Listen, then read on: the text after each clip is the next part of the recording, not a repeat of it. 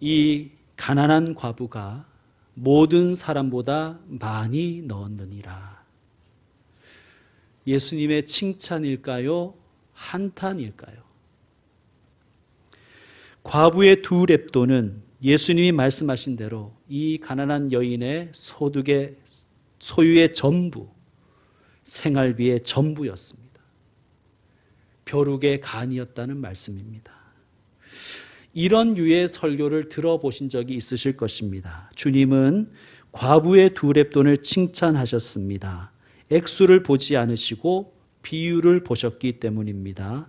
과부가 자신의 두 렙돈을 바친 것처럼 우리도 주님께 인색하지 말아야 합니다. 기도 시간에도 과부의 두 렙돈은 성도가 따라야 할 모범으로 자주 언급되었습니다. 성도 여러분, 과부가 바친 이 두 렙돈이 그리고 이것이 칭찬이라면 예수님은 많이 바치는 사람을 기뻐하시는 분이 됩니다.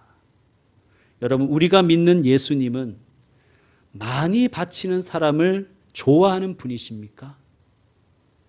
성경은 문맥을 잘 봐야 한다고 늘 말씀드렸습니다. 가난한 과부의 두 렙돈, 이 이야기는 예수님께서 서기관들의 잘못된 행태를 책망하신 사건과 연결되어 있습니다. 38절에서 40절을 우리 다시 한번 읽겠습니다. 제가 먼저 38절 읽을게요. 예수께서 가르치실 때에 이르시되 긴 옷을 입고 다니는 것과 시장에서 문안 받는 것과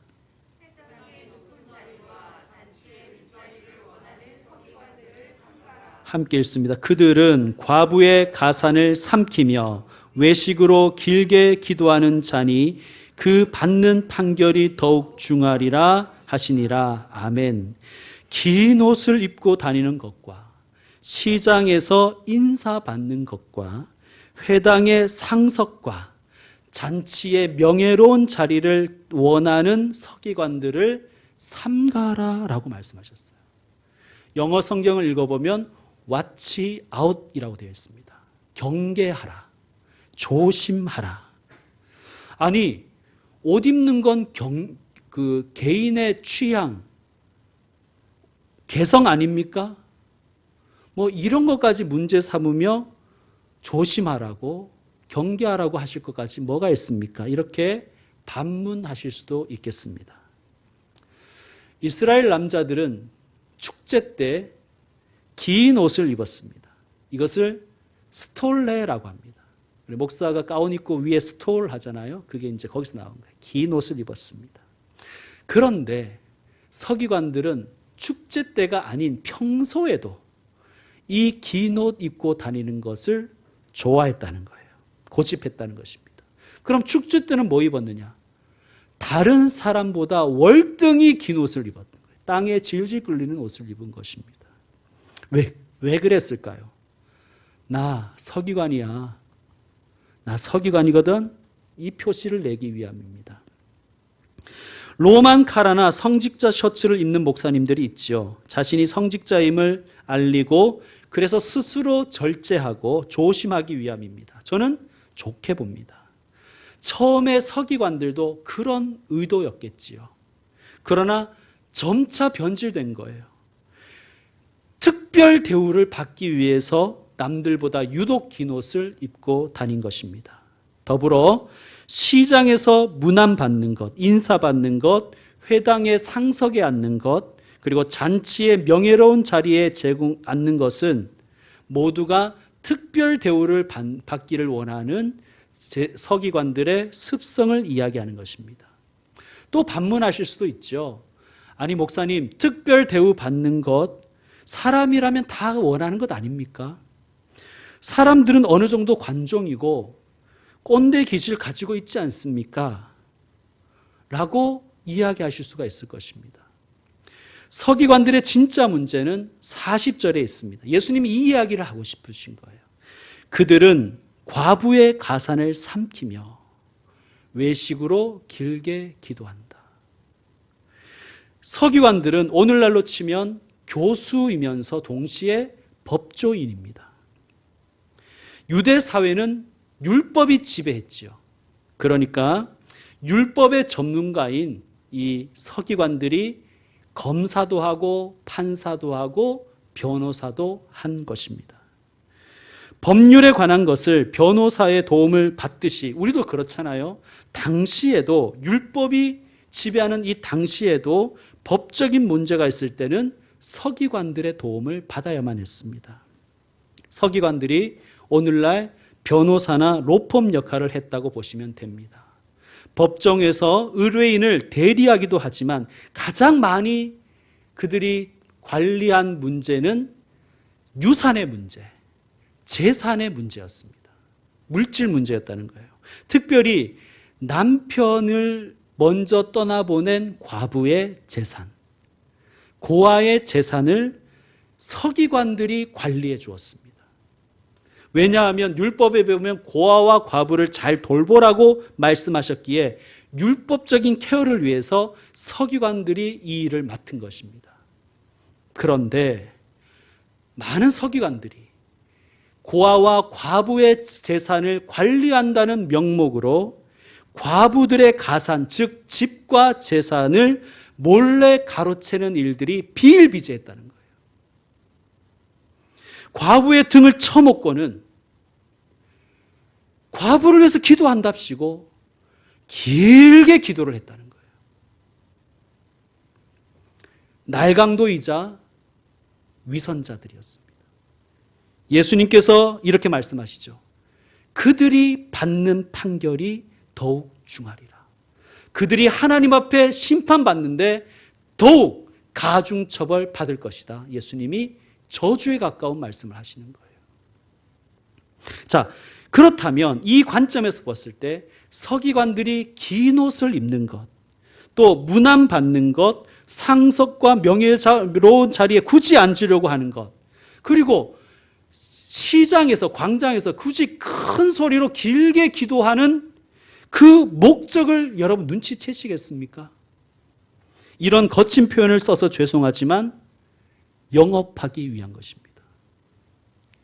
지금은 그런 분이 거의 없는데 과거 한국교회 강단에는 혀짧은 경상도 억양으로 설교하는 분들이 꽤 많았습니다. 하나님께서 제게 말씀하셨셔 뭐 이런 그 발음 있죠. 여의도 순복음교회 조용기 목사님의 발음과 억양을 흉내내는 것이죠. 심지어는 전라도 출신 목사님 중에서도 그렇게 하시는 분들이 많더라고요. 이러면서. 왜 그럴까요? 자신이 조용기 목사님만큼 신령하고 영험하다는 것을 보여주기 위한 종교 영업이지요.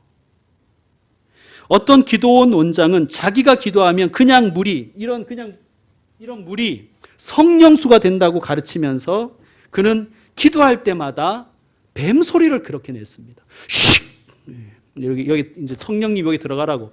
쉿! 이러는 거예요. 쉿! 왜 그럴까요? 영업하기 위한 것입니다. 성령님이 거기에 들어갈 리도 없지만 쉿 한다고 성령님이 들어가시겠습니까? 영업하는 것이죠. 제가 다녔던 교회에 어떤 권사님은 기도에 능력이 있다고 소문이 나셔서 그분에게 기도받으러 많은 분들이 찾았습니다. 한 번은 저하고 이제 주일 점심 식사 시간에 주일 교회 식당에서 마주 앉아서 식사하며 대화한 적이 있어요. 그분이 어느 유명한 목사님의 실명을 거론하면서 그분이 자기에게 기도받으러 왔다는 얘기를 하시는 거예요. 왜 그 얘기를 하실까요? 아마도 나도 기도 좀 받으라는 것이죠. 그래서 좀 신령해지라는 뜻일 것입니다. 제가 안 신령해 보였나 봐요. 그분은 자신이 기도 사역자라고 주변에게 많은 얘기를 하셨습니다. 여러분, 기도 사역자라는 것은요, 지금은 그런 분들이 별로 없지만 당시만 해도 기도해주고 돈을 받는 분이란 뜻입니다. 제가 병원 신방을 간 적이 있는데 환우분께서 제게 그 권사님이 다른 권사님들과 함께 며칠 전에 오셔서 기도해 주셨다는 거예요. 너무 좋았다고 얘기하시는 거예요. 그 권사님이 수술한 부위에 손을 대시더니 방언으로 기도를 하셨다는 거예요. 방언으로. 여러분, 왜 그 권사님은 6인실 병실에서 큰 소리로 방언으로 기도했을까요? 영업하기 위한 것입니다. 예수님 당시 서기관들이 남들과 구별되는 옷을 입고 문안받기를 좋아하고 상석에 앉으며 거리에서나 시장에서 큰 소리로 길게 기도하는 이유가 무엇이었겠습니까? 영업 때문입니다. 주로 내용 그런 거예요. 하나님, 이번 재판에서도 이겨서 11조 드리게 해주셔서 감사합니다. 그런 기도를 하는 거예요. 이번에 아무개 과부의 재산을 잘 관리하게 해주셔서 그런 기도를 계속 하는 거예요. 그래서 자선도 했다는 얘기도 하고. 여러분, 그 기도를 들으면 사람들이 어떻게 생각할 거예요? 야, 저 랍비가 확실히 능력이 있는가 보구나. 야, 목소리도 좋네. 그리고 기도도 저렇게 길게 하네. 야, 내가 일 있으면 저분한테 얘기해야 되겠다. 법정에 갈 일이 생기면 아마 그분을 찾겠죠. 그래서 예수님은 그들에게 책망하신 거예요. 그 받는 판결이 더욱 중하리라. 기도를 통해서, 여러분, 기도는요, 하나님의 영광을 구하는 시간입니다. 내 영광을 구하면 하나님의 영광과 은혜를 횡령하는 거예요. 횡령죄입니다. 그 받는 판결이 더욱 중할 것입니다. 기도를 통해서 하나님의 하신 일과 하나님의 은혜를 찬양해야지, 기도를 통해서 자신을 찬양하고 그래서 자기 욕망을 이루기 위한 도구로 전락시키면 그 받는 판결이 더욱 중하리라. 하나님의 영광과 은혜를 횡령하고 사람들에게 종교 사기를 치고 있었습니다. 서기관들은 하나님의 백성들에게 하나님의 말씀을 잘 가르치도록 부름받은 사람들이에요. 하나님의 종이었습니다. 실제로 그들은 말씀을 정말 잘 알았습니다. 거의 말씀을 외우다시피 했어요. 오늘 본문 그 앞에 우리 지난주에 했던 본문 중에 28절에서 34절을 보시면 예수님께 나와서 주님, 선생님, 모든 계명 중에서 첫째가 무엇입니까? 라고 질문한 사람 누구였습니까? 서기관이었습니다. 예수님께서 하나님을 사랑하고 이웃을 사랑하고 대답하셨을 때 이 서기관이 뭐라고 대답했어요? 선생님, 옳습니다. 잘하셨습니다. 정확하게 알고 계십니다. 그렇게 얘기하는 거예요. 이렇게 잘 알고 있었고 잘 알아듣는 서기관에게 예수님은 네가 하나님의 나라에서 멀지 않다고 칭찬해 주셨습니다. 문제는 대부분의 서기관들이 말씀을 너무나 잘 알고 있다는 데 문제가 있는 것이 아니라 그렇게 기가 막히게 알고 있는데 지식에만 머물지 실천하지 않았다는 데 문제가 있는 거예요. 그의 삶이 삶으로 나아가지 않았습니다. 그들은 당시 성경책이 아니라 두루마리였죠. 이 두루마리를 관리하는 일을 맡았고 그리고 그 말씀을 읽고 연구해서 가르치는 역할을 맡았습니다. 그들은 성경 박사였어요. 그러나 그 하나님의 말씀을 자기 것으로 삼지 않았습니다. 하나님의 말씀을 자기의 삶에 내재화하지 않았습니다. 자, 오늘 본문 35절에서 37절을 다시 한번 읽겠습니다. 여러분이 먼저 35절 읽어주세요. 시작.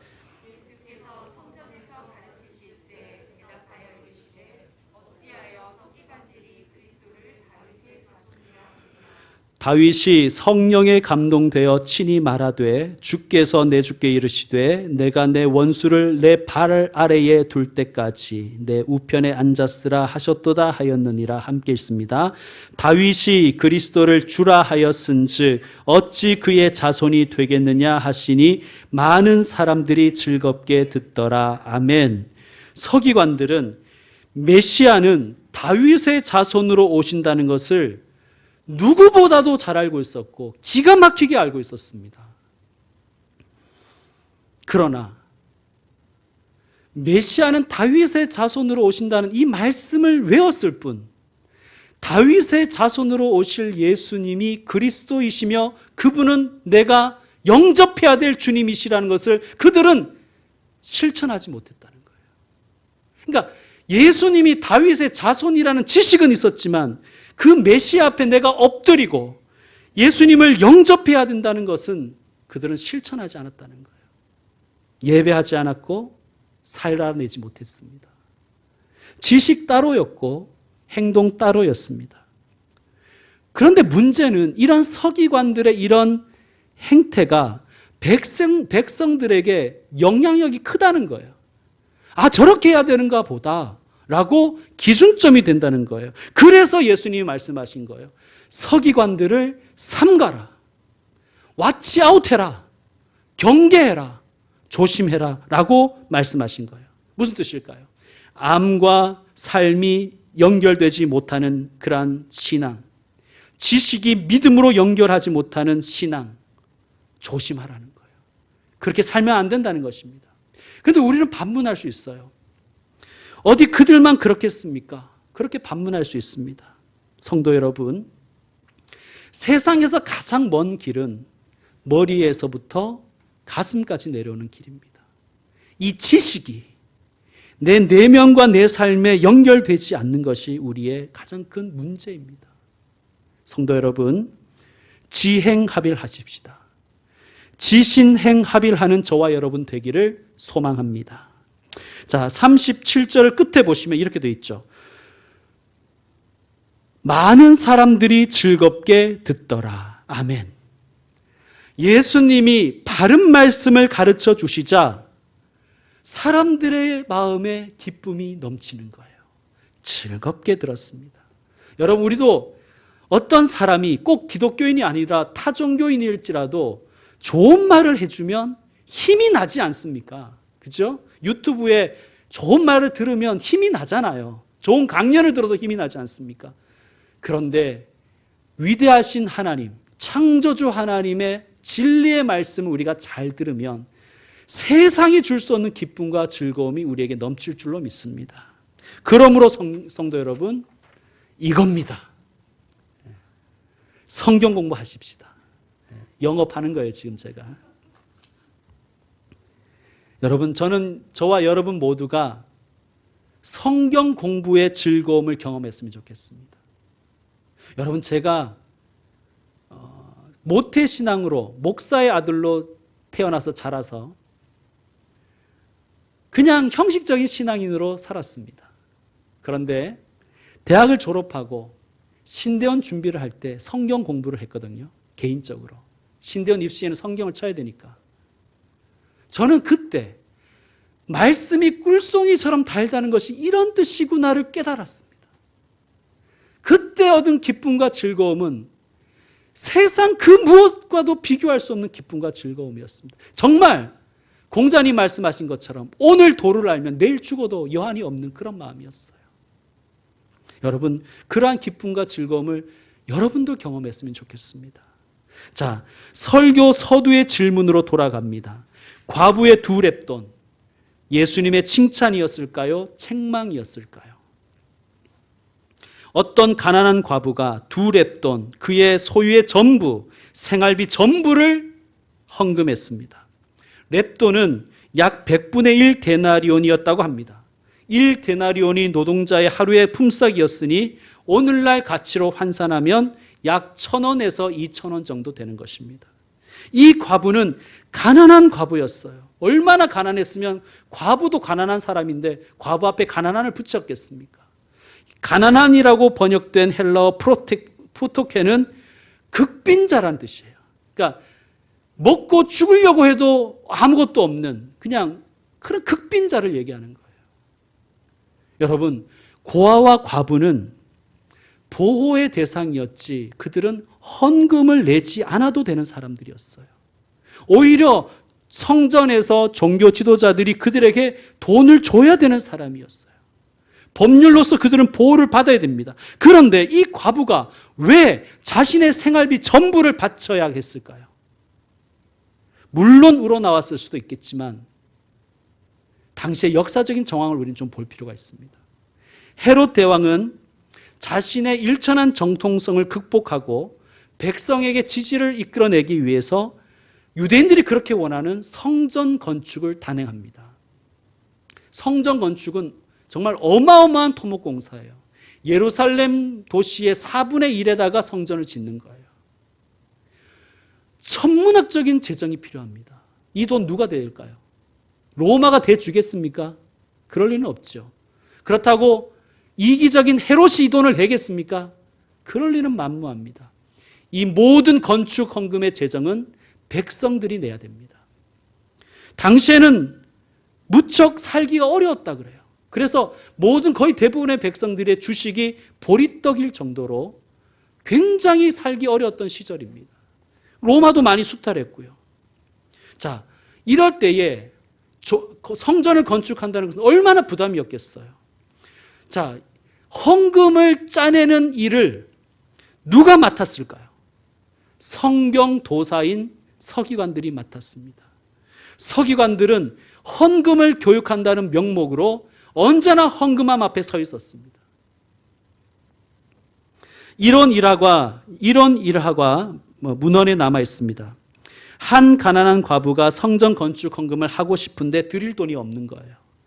집에 가서 보니까 밀가루가 밀가루통에 아주 약간 남아 있습니다. 그래서 그릇으로 박박 긁어서 그 밀가루를 양손에 고이 담아서 감히 제단까지는 못 오고 제단 근처에서 쏟아 부으며 하나님께 기도합니다. 하나님, 보잘것없는 것이지만 받아주십시오.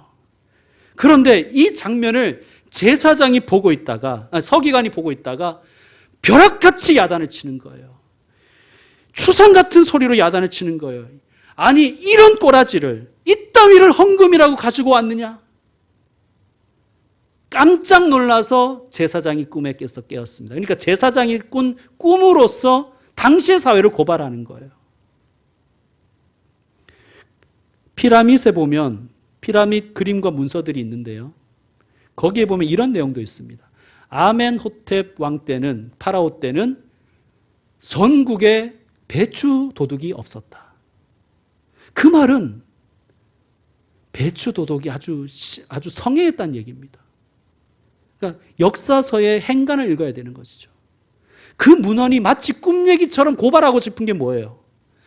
가난한 과부가 진짜 먹고 죽으려고 막 해도 아무것도 가지지 않은 과부조차도 건축 헌금을 바쳐야 된다는 그런 부담을 느끼게 한 사회였다는 걸 고발하는 거예요. 당장 오늘 끼니를 걱정해야 하는 사람이 그 생활비 전부를 넣어야 하는 그러한 사회 분위기, 사람들을 그렇게 몰아가는 종교, 얼마나 병들었는지를 고발하는 그러한 일화입니다. 여러분, 혹시 성전 건축 헌금 작정을 위한 축복 대성회 이런 거 혹시 참석해 보신 적 있습니까? 저는 있었습니다. 헌금에서 여러분 건축 헌금 작정 전문 강사가 있어요. 지금은 뭐 그런 분들이 워낙 성도들의 민도가 올라가서 그런 분들이 잘 없지만 과거에는 꽤 있었습니다. 과거라니까 되게 먼 것 같지만 한 10여 년 전입니다. 이분들은요, 어디서 그런 예화를 다 가지고 있는지 몰라요. 막 헌금에서 복받은 얘기.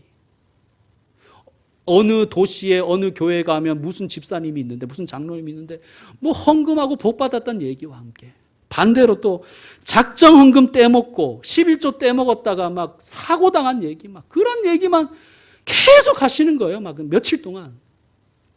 제가요 그 얘기를 들으면서 이랬습니다.